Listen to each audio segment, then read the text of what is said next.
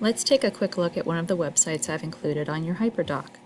One main thing to note about the difference between websites and databases is that information on a website needs to be verified for credibility, authority, and accuracy.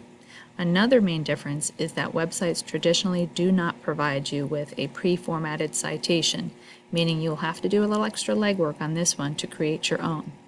One of the links we have available is the Crime Museum, which I've linked directly to their crime library. They have a table of contents where they break it down to type of crime, so you can start here. For example, some of the topics you have available in your project are kidnappings. You can look at how they have it organized by subtopic here, and also just in alphabetical order. Let's take a look at this one. As you see when you go in here, we do not have an individual author noted up at the top here.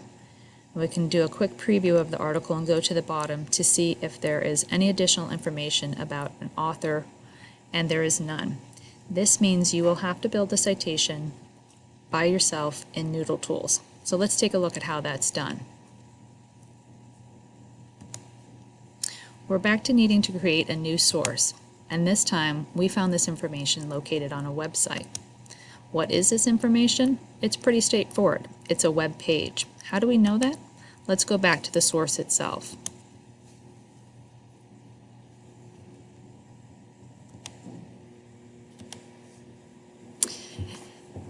A web page is kind of like a page in a book. If you think of the original part of the URL, crimemuseum.org, as the title of your book, kind of the outside cover of your book, anything that follows the / here means it's a page within your book. So think of it that way. It's a page in the web page. With that in mind, let's take a look at the type of information we'll need to complete our citation. The website URL is the first item. They don't want the website URL for the Crime Museum. They want it for this specific page because this is the page that we are working with and pulling our information from. It's easy enough to copy and paste that into the top box.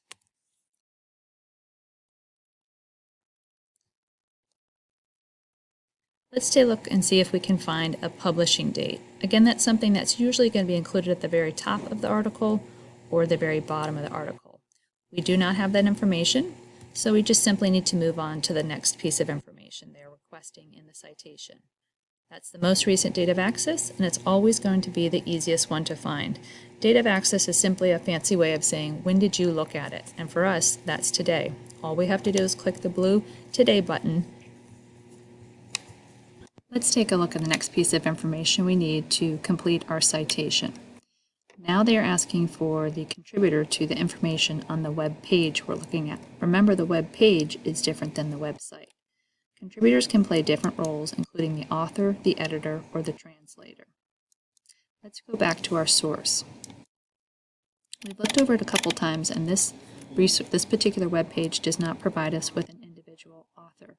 What we can do is visit the home page for the Crime Museum. I'm not seeing an individual author listed here either, and that's something you would normally find down at the bottom. One more place we can look is in the crime library itself. This is where we first accessed the kidnapping section. If you look here, the crime library has provided a note asking us to please credit the Crime Museum as the author. We can bring that information back into our citation. So we would change the role to author, and we would put crime library down here. As you can see that this particular box can be used either for an individual last name or the name of a group.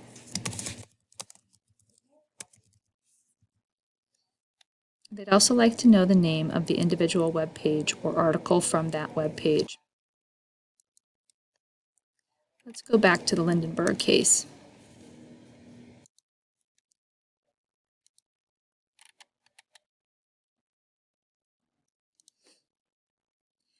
We have the page title up here at the top, and another way to confirm that information is to look and see if they've noted any other article name anywhere else on the page. So we take that information back into our Noodle Tools citation template.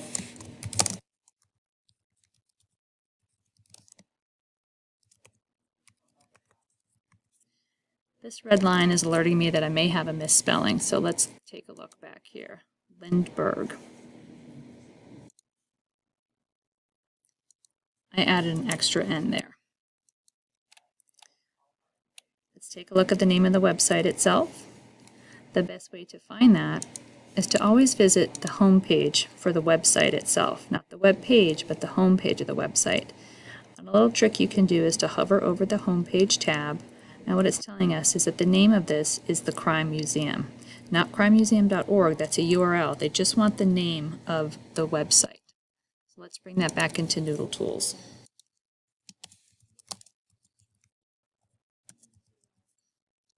Now they want to know the overall publisher for their website. This is usually included at the bottom of the home page and often is indicated by the copyright symbol. They're telling us it's Crime Museum LLC. Let's bring that back into Noodle Tools and see what it tells us.